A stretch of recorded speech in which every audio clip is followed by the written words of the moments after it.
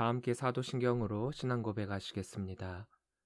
전능하사 천지를 만드신 하나님 아버지를 내가 믿사오며 그 외아들 우리 주 예수 그리스도를 믿사오니 이는 성령으로 잉태하사 동정녀 마리아에게 나시고 본디오 빌라도에게 고난을 받으사 십자가에 못 박혀 죽으시고 장사한 지 사흘 만에 죽은 자 가운데서 다시 살아나시며 하늘에 오르사 전능하신 하나님 우편에 앉아 계시다가 저리로서 산자와 죽은 자를 심판하러 오시리라. 성령을 믿사오며 거룩한 공예와 성도가 서로 교통하는 것과 죄를 사여 주시는 것과 몸이 다시 사는 것과 영원히 사는 것을 믿사옵나이다. 아멘. 다 함께 찬송가 540장 부르시겠습니다.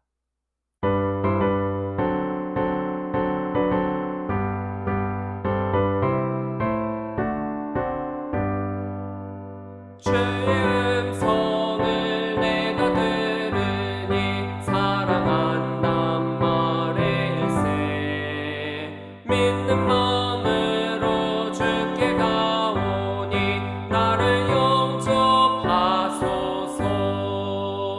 내가 매일 십자가 앞에 더 가까이 가오니 구세주의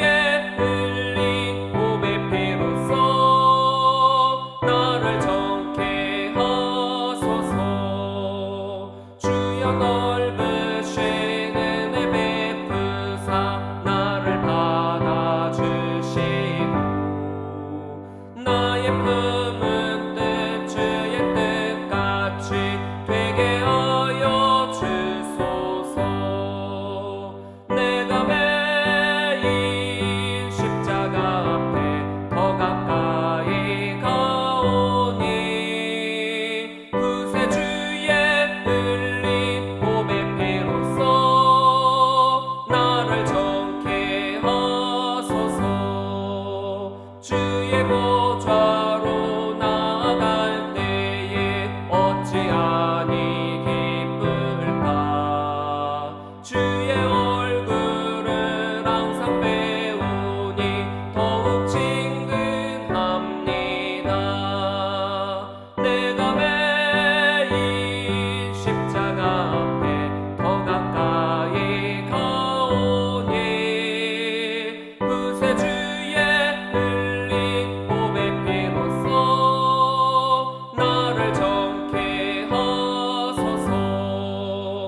우리 구주의 넓은 사랑을 증량할 자 없으며 주가 주시는 참된 기쁨도 헤아릴 수 없도다.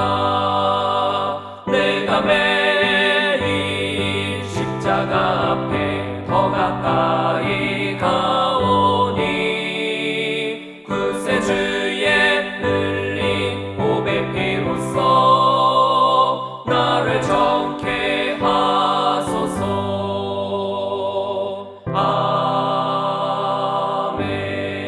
아멘. 오늘 우리에게 주신 하나님의 말씀은 출애굽기 19장 16절부터 25절 말씀입니다.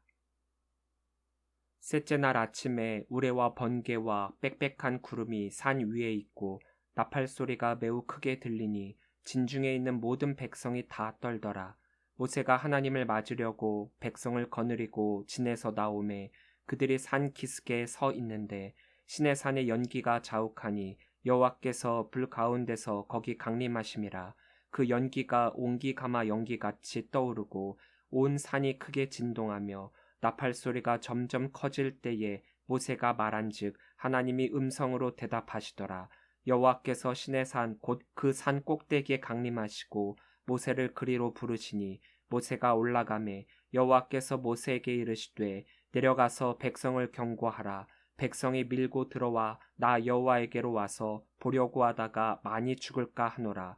또 여호와에게 가까이 하는 제사장들에게 그 몸을 성결히 하게 하라. 나 여호와가 그들을 칠까 하노라.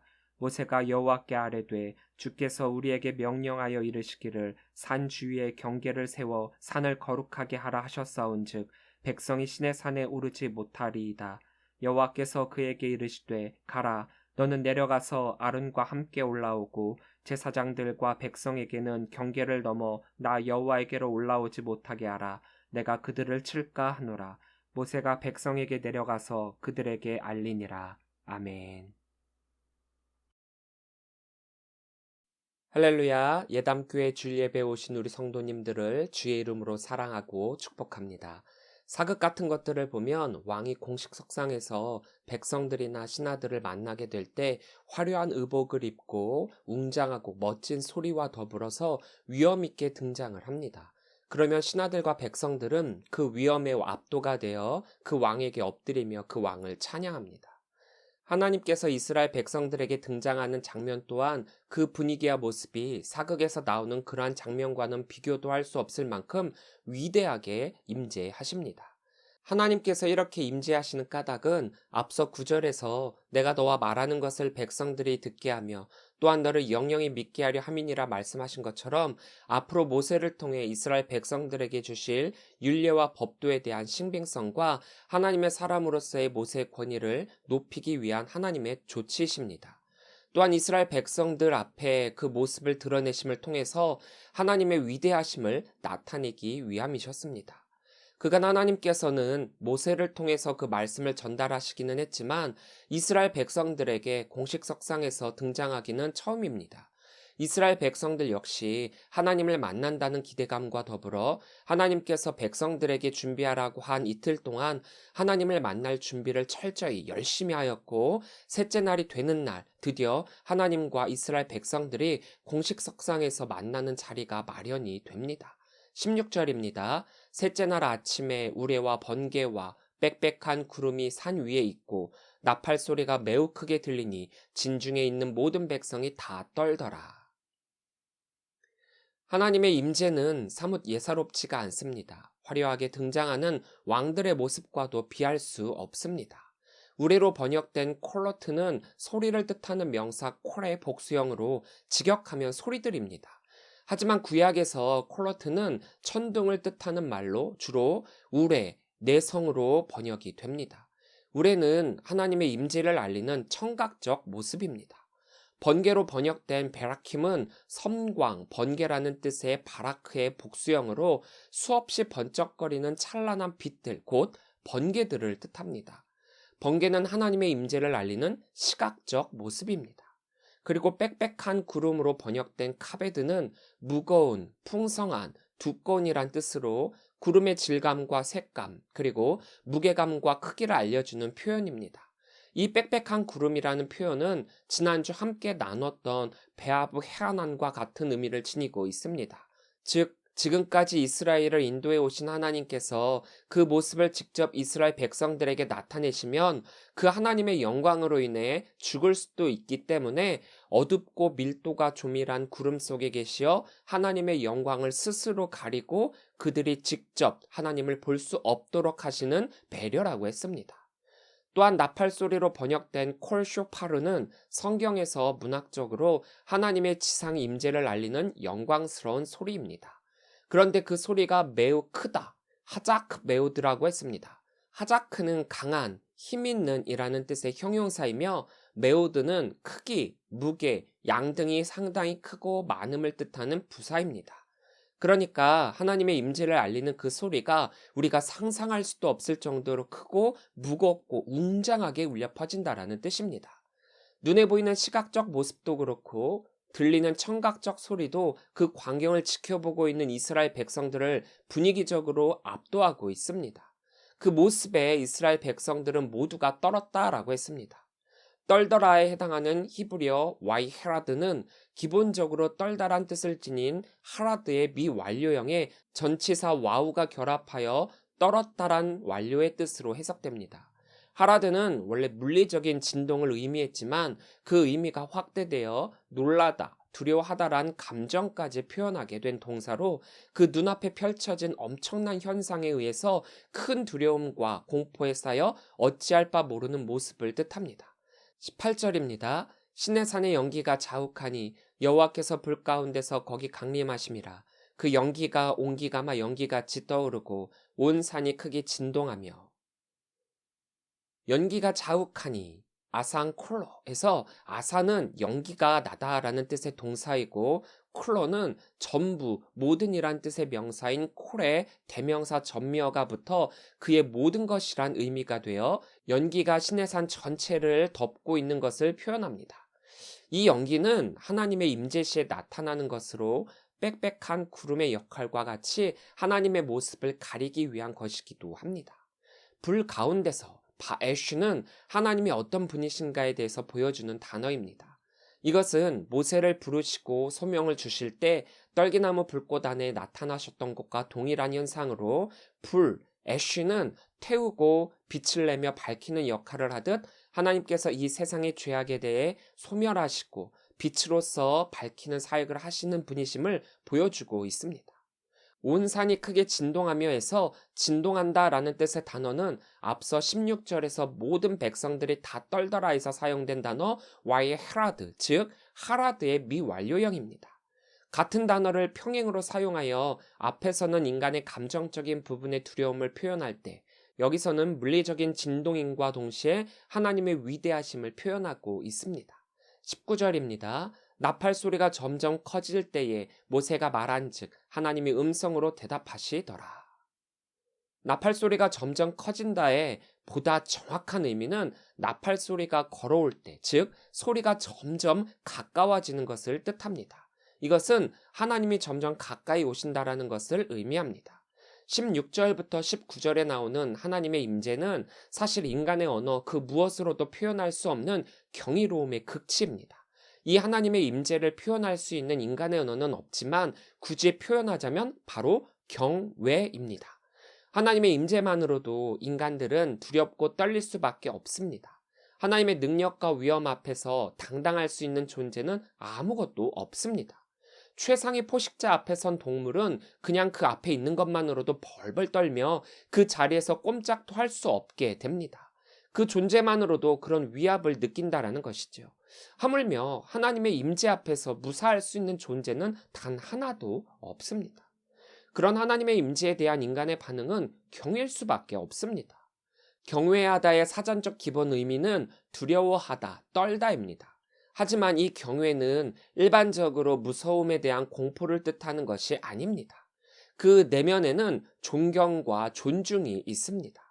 그렇게 우리가 하나님을 무서워 떠는 것이 아니라 모든 것을 하실 수 있는 하나님의 위대하심에 두려워하며 떠는 것, 그것이 바로 경외라는 것입니다. 우리가 하나님을 경외해야 하는 이유는 하나님의 그 존재 자체만으로도 우리와 비할 수 없는 위대하신 분이시고 우리의 위치와 처지, 상황과 비교하자면 하늘과 땅 차이보다도 더 큰 분이시기 때문에 하나님께 대한 경외를 갖는 것은 지극히 당연한 것입니다. 믿는 성도라면 당연하게 하나님을 경외해야 합니다. 하나님의 임재에 이러한 경외심을 가져야 합니다. 하나님을 만나러 나오는 곳에는 늘 이 경외심을 가져야 합니다. 즉 예배하는 자리, 기도하는 자리, 찬양하는 자리가 곧 하나님을 경외하는 자리라는 것입니다. 그런데 하나님을 경외하는 것이 당연한 것임에도 당연하지 않는 경우가 많이 있습니다. 하나님께서 임재하시는 모습은 두 가지입니다. 개인적으로 만나주시기도 하고 공식적으로 만나주시기도 합니다. 대부분은 개인적으로 만나주십니다. 개인적으로 만나주신다라고 하는 것은 다른 누군가는 알지 못하는 아주 비밀스러운 만남이라고 할 수 있죠. 나에게만 오셔서 나에게만 임재하시는 하나님. 처음에는 너무나도 신비롭고 신기해서 이러한 체험이 너무나도 신납니다. 기쁘죠. 행복합니다. 그런데 하나님의 임재가 너무 익숙해져 버리다 보니까 그렇기에 우리가 가끔 잊어버리기도 합니다. 하나님에 대한 경외를 잊어버린 채 하나님과 농담 따먹기를 할 때도 있고 가장 우선순위에 두어야 할 하나님을 저만치 다른 것보다도 제쳐두고 다른 것에 신경을 쓸 때가 있습니다. 하나님과의 관계에서 우리는 의림에도 불구하고 자꾸 갑인양, 갑질을 할 때가 많습니다. 하룻강아지 법무서운 줄 모르고 말이죠. 개인적인 친분으로 만나는 대통령과 공식 석상에서 만나는 대통령은 그 위치가 다를 수밖에 없습니다. 개인적 친분으로 만나는 대통령은 이웃집 아저씨 같은 느낌으로 허물없는 편한 친구 혹은 가족의 아버지와 같은 그런 포근함과 편함을 가지고 있지만, 공식 석상의 대통령은 한 나라를 대표하는 국가 원수로서 그 위엄과 위치, 권한, 권리는 막강하기 때문에 그것을 가질 수 없는 존재들은 경외함으로 대통령을 맞이할 수밖에 없습니다. 대통령과 개인적 친분이 있었던 사람들조차도 공식 석상의 대통령의 모습을 경험하게 된다면 대통령을 대하는 태도가 달라질 수밖에 없습니다. 사실 나에게 개인적으로 오시는 하나님이든 공식적으로 오시는 하나님이든 우리가 경외해야 할 분이시라는 것은 변함이 없습니다. 하나님의 모습과 마음은 변함이 없으시기 때문에 개인적이든 공식적이든 우리를 향한 마음과 태도는 변함이 없으십니다.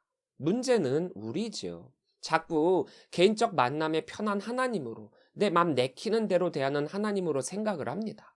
하나님 앞에 경외함으로 나오시기 바랍니다. 두렵고 떨림으로 하나님 앞에 나오시기 바랍니다. 단순한 마음가짐으로 예배 자리에 오는 것이 아니라 최대한의 존경과 최대한의 예를 하나님께 드리는 성도들이 되시기를 바랍니다. 하나님께서 공식적으로 직접 나타나셔서 말씀해 주시는 것을 데오파니라고 합니다. 그렇다면 왜 하나님께서 직접 현현하시고 임재하시는 것인가? 하나님의 위대하심을 드러내고 전능하심을 나타낼 수 있는 이것만큼 확실한 것이 없기 때문입니다. 그렇다고 하나님께서 매번 임재, 현현하시는 것은 아닙니다. 구약에 나타난 하나님의 공식적 임재 대부분은 중요한 사건을 소개하거나 하나님의 계획을 좀 더 자세하게 계시하시기 위해서, 그리고 머뭇거리는 인간들에게 확신과 용기를 주시기 위해서 임재하시고 계십니다. 오늘 이스라엘 백성들을 향해 공식 석상에 나타나신 이유는 앞서 9절의 이유도 있지만 모세를 통해서만 만난 하나님을 그들이 직접 보게 됨으로써 하나님에 대한 경외를 갖게 하기 위함이요, 그들과 맺은 언약과 더불어 십계명과 율법을 통한 하나님 나라 백성 되기를 이루시기 위함입니다. 하나님의 임재를 경험하지 못한 사람들은 하나님께 온전히 나아갈 수 없습니다. 개인적으로든 공식적으로든 혹은 둘 다든 하나님의 임재를 경험하지 못한다면 하나님에 대해서 제대로 모르기 때문에 하나님을 피해 다니게 되어 있습니다. 왜냐하면 우리가 가진 죄성과 죄악 때문입니다. 하나님께서 먹지 말라 한 선악을 알게 하는 열매를 먹은 아담과 하와가 하나님의 낯을 피해 도망 다녔듯 우리도 하나님을 피해 다니는 존재일 수밖에 없습니다. 우리는 하나님께 죄를 지었는데 아이러니하게도 우리가 그 하나님 앞에 당당히 나아갈 수 있는 자격을 하나님께서 또한 주셨습니다. 그것도 하나님의 자기 희생적 사랑, 대속의 은총으로 말입니다. 얼마나 감사한 일입니까? 하나님의 임재가 여러분들에게 임할 때에, 하나님께서 여러분들을 만나 주실 때 그 경외함을 잊지 마시기 바랍니다. 여러분이 하나님을 만나주는 것이 아니라 하나님이 여러분들을 만나주시는 것입니다. 그것도 사실 우리가 절대로 만날 수 없는 천외천인 분이 말입니다. 너희가 나를 택한 것이 아니요 내가 너희를 택하여 세웠나니. 이것이 바로 은혜입니다. 하나님을 만나는 그 자리를 절대로 소홀히 하지 마시기 바랍니다. 모세가 세 번째 시내산에 오르게 됩니다. 그리고 그곳에서 하나님은 모세에게 두 가지에 대해서 말씀하십니다. 21절입니다. 여호와께서 모세에게 이르시되 내려가서 백성을 경고하라. 백성이 밀고 들어와 나 여호와에게로 와서 보려고 하다가 많이 죽을까 하노라.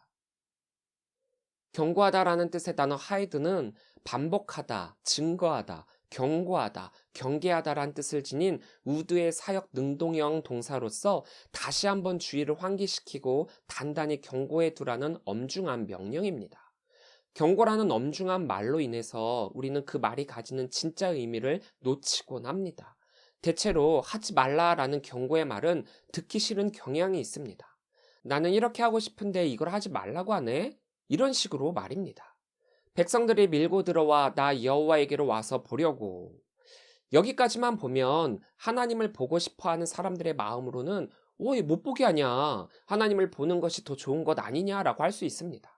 하나님을 못 보게 하는 것이 더 나쁜 것처럼 느껴지기도 합니다. 하지만 하나님께서 하시고자 하는 말씀은 그것이 아니라 그 뒤의 말입니다. 나 여호와에게로 와서 보려고 하다가 많이 죽을까 하노라. 하나님을 보는 자는 반드시 죽으리라고 했습니다. 모세조차도 하나님을 눈으로 직접 본 것이 아닙니다. 하나님께서 최소한의 안전장치를 해 놓으시고 모세를 만나셨습니다. 지금 이스라엘 백성들을 만날 때도 마찬가지입니다. 그들이 호기심으로 하나님을 보려고 그 경계를 넘어서게 되면 하나님의 뜻과는 상관없이 하나님의 영광으로 인해 그들이 죽게 되니까 그들을 살리기 위해서 그 경계를 넘지 말도록 엄히 경고하라고 말씀하신 것입니다. 하나님의 영광과 하나님의 위엄은 가까이 하는 것만으로도 나약한 인간인 우리는 죽을 수 있습니다. 하나님은 그것을 아셨기에 그것을 금하고 계시는 것입니다. 하나님께 가까이 가는 것, 그것은 참 고무적인 일입니다. 다른 말로 이것을 하나님을 닮아가는 것이라고 할 수 있죠. 진정한 크리스찬으로서의 길이라고 할 수 있습니다. 그런데 여기서 말씀하시는 것은 그것과는 조금 다른 모습입니다. 일종의 인간의 호기심이라고 할 수도 있지만 이것은 신앙의 자만심이요 하나님과 같이 되려는 탐심입니다. 그럼에도 인간은 흔히 요즘 말하는 알 권리, 볼 권리, 내 마음대로 할 수 있는 자유라고 하면서 그 말씀을 어기는 경우가 참 많이 있습니다. 더군다나 하나님의 그 말씀을 있는 그대로 경고하는 선지자나 예언자, 목회자를 도리어 핍박하기도 합니다. 언제부턴가 목회자들이 성도들을 의식할 수밖에 없는 시대가 되었습니다.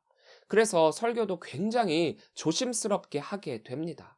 물론 하나님의 말씀을 전하는 목적 그 자체는 변함이 없지만 때로는 하나님께서 영감을 주시며 지금 전하라고 말씀하신 것조차도 고민을 하게 되고 그 말씀은 나중에 지금은 전에 말씀하셨던 그 말씀을 전하기도 합니다. 미국에서 목회를 하시며 부흥사로서 열정적으로 설교하시던 어떤 목사님이 한국의 한 교회 초빙이 되어 담임 목사님으로 오시게 되었습니다. 한국에 오셔서도 열정적으로 설교를 하셨는데 어느 날 예배가 끝난 후 몇몇 성도가 목사님을 찾아와서 이렇게 이야기를 했다고 합니다. 목사님, 우리 교회는 할렐루야, 아멘 이런 거 안 합니다. 믿습니까? 이런 말도 하시지 마십시오. 꾸짖는 설교도 하시지 마시고 그냥 복 받으라는 설교만 하시고 내려오십시오. 이것은 비단 이 목사님만의 이야기가 아닙니다. 오늘날 많은 교회가 목회자에게 요구하고 있는 모습입니다. 물론 설교가 강단에서 목회자가 하고 싶은 이야기를 하는 자리는 아닙니다. 하지만 언제부턴가 성도는 목사를 통해 듣기 싫은 소리 듣는 것을 싫어하게 되었고 그래서 회개하라, 뭐뭐 하지 마라, 뭐뭐 하면 하나님께서 심판하신다 이런 쓴소리 대신에 이렇게 하면 복 받는다, 하나님은 사랑의 하나님이시다, 죄를 지어도 용서와 긍휼을 베푸시는 하나님이시다와 같은 단소리 위주의 설교만을 원하게 되었습니다. 물론 이런 말씀도 하나님이 주시는 말씀임에는 틀림이 없습니다. 그러나 상황에 맞는 말씀이 있지 않습니까? 목사님들도 설교란 원하는 입맛의 것만을 하는 것이 아니라는 것을 알고는 있지만 현대의 교회는 성도가 자기들 마음에 들지 않으면 목회자를 언제든지 자를 수 있는 구조가 되었기 때문에 말을 안 듣는 목회자 얼마든지 불이익을 주며 압박을 하기도 합니다. 그러나 하나님께서 성경을 통해 우리들에게 말씀하시는 대부분의 말씀은 하나님의 나라 백성으로서 어떻게 살아야 한다, 하나님의 자녀로서 어떻게 살아야 한다, 성도로서 이 세상에서 어떻게 살아야 한다라는 등에 대해서 그 부분을 말씀하고 계십니다. 그것이 곧 우리가 해야 할 것과 하지 말아야 할 것을 구분지으시며 단단히 일러서 경고하라, 강권하여 내 집을 채우라 말씀하고 계십니다. 이것은 성도를 살리는 말씀이시지 죽이는 말씀이 아닙니다. 코로나19 시대에 예배를 강조하는 것은 우리의 영을 살리기 위함이지 세상을 현혹하고 코로나를 퍼뜨리며 듣기 싫은 소리로 성도들을 선동하는 것이 아닙니다. 하나님께서는 선지자, 예언자들에게 하나님의 백성이 범죄하지 않도록 하나님의 심판을 경고해야 할 책임을 맡기셨습니다. 오늘날 목회자들에게도 마찬가지입니다. 만약 하나님께서 경고하라 말씀하신 그 말씀을 우리가 제대로 감당하지 못한다면 아마도 에스겔 선지자에게 말씀하신 것과 같은 말씀이 오늘날의 목회자들에게도 동일하게 임할 것입니다. 인자야, 내가 너를 이스라엘 족속의 파수꾼으로 삼음이 이와 같으니라. 그런즉 너는 내 입의 말을 듣고 나를 대신하여 그들에게 경고할지어다. 가령 내가 악인에게 이르기를 악인아 너는 반드시 죽으리라 하였다 하자 내가 그 악인에게 말로 경고하여 그의 길에서 떠나게 하지 아니하면 그 악인은 자기 죄악으로 말미암아 죽으려니와 내가 그의 피를 내 손에서 찾으리라.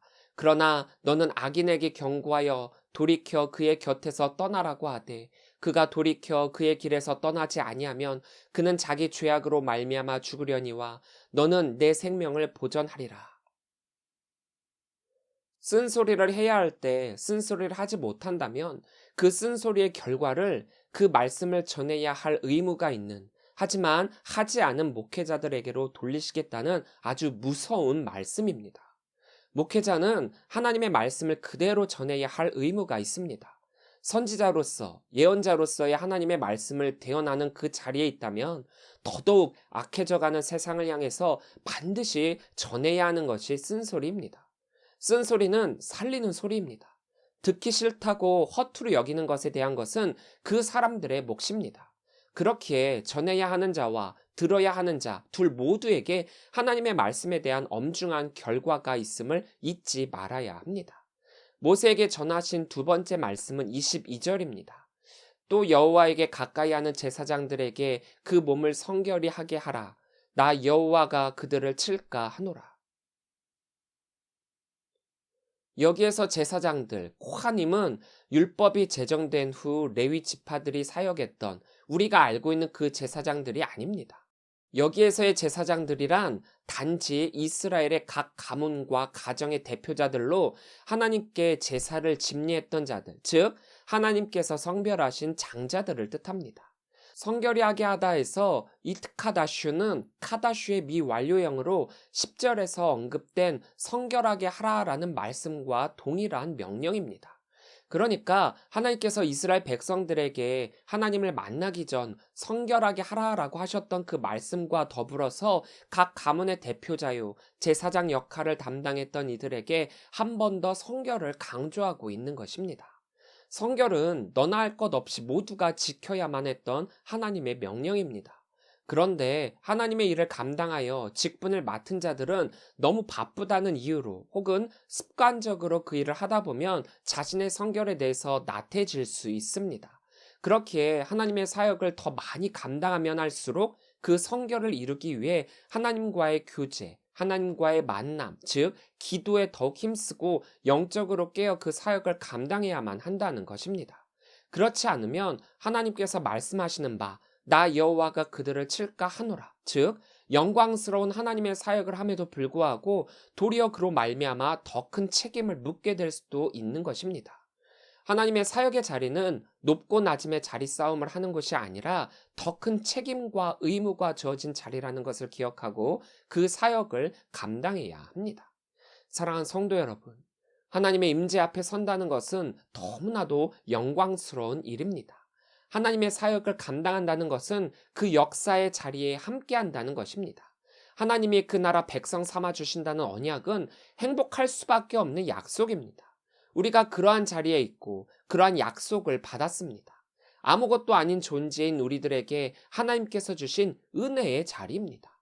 우리는 하나님의 임재 앞에 엎드려 하나님께 대한 경외함으로 나아가야 합니다. 두렵고 떨림으로 그 말씀을 받아야 합니다. 진중함과 신실함으로 그 말씀에 순종해야 합니다. 말씀을 전하는 자나 말씀을 듣는 자나 모두가 그 하나님께 순복해야 합니다. 하나님을 만나는 자리로 나오시기 바랍니다. 그리고 그 하나님을 경외함으로 위대하신 하나님을 찬양하십시오. 그 하나님께 온 마음과 정성을 다해 예배하십시오. 그것이 우리 성도의 의무요 책임입니다. 하나님 나라 백성이 되는 길입니다. 우리 모든 성도들이 그 예배의 자리를 통해 영광의 하나님과 교제하고 그 하나님을 찬양함을 통하여서 세상의 그 어떤 것과 비교할 수 없는 놀라운 일들을 경험하시는 귀한 성도들이 되시기를 주의 이름으로 간절히 축원합니다.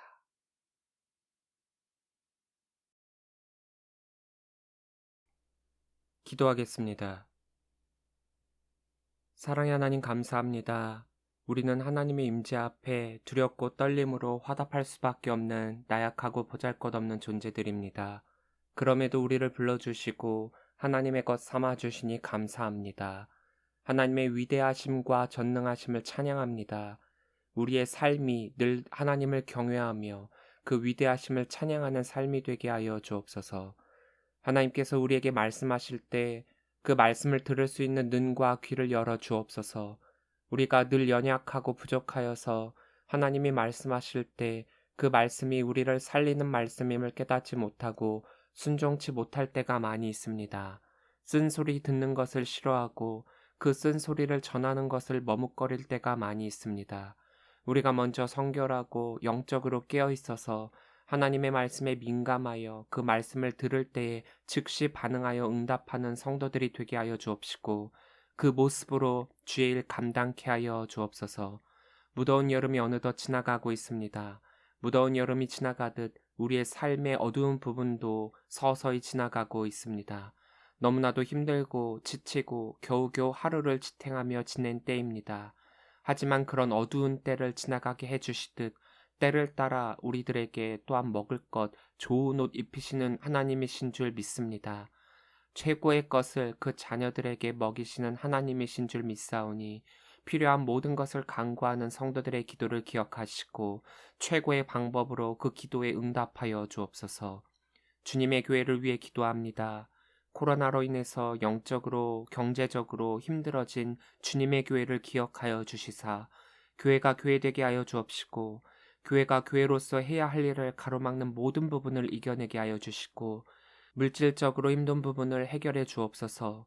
영적으로 가로막는 사탄 마귀의 도전 역시도 하나님의 권능으로 이기게 하여 주시사 붕의 때를 이루었던 초대교회로의 회복과 우리나라의 핍박과 환란이 있었어도 주님을 향한 믿음을 붙잡고 나아갔던 그때의 믿음을 회복함을 통하여서 한국교회 위기가 곧 하나님께로 더욱 거듭나는 기회가 되게 하여 주옵소서. 주님의 임재를 기다립니다. 주님과 함께함의 기쁨을 기대합니다.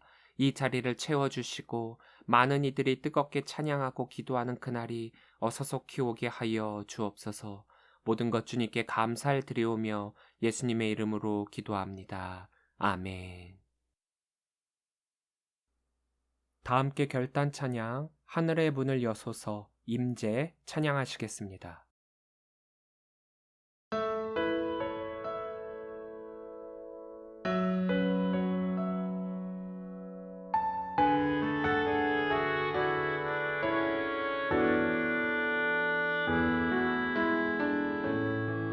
하늘의 문을 여소서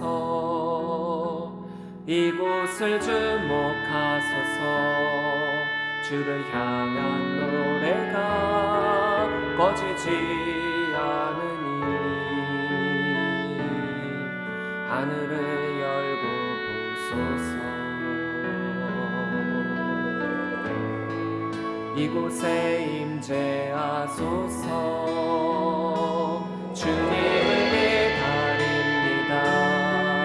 기도의 향기가 하늘에 닿으니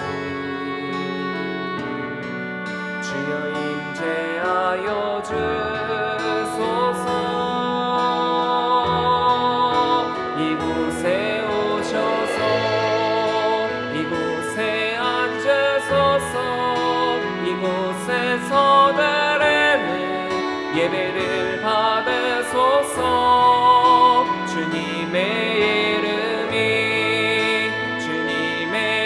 이름만이 오직 주의 이름만 이곳에 있습니다.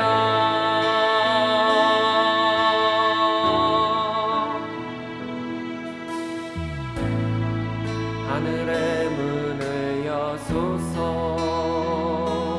이곳을 주목하소서 주를 향한 노래가 꺼지지 않으니 하늘을 열고 보소서 이곳에 임재하소서 주님을 기다립니다. 하늘에 닿으니 주여 임재하여 주소서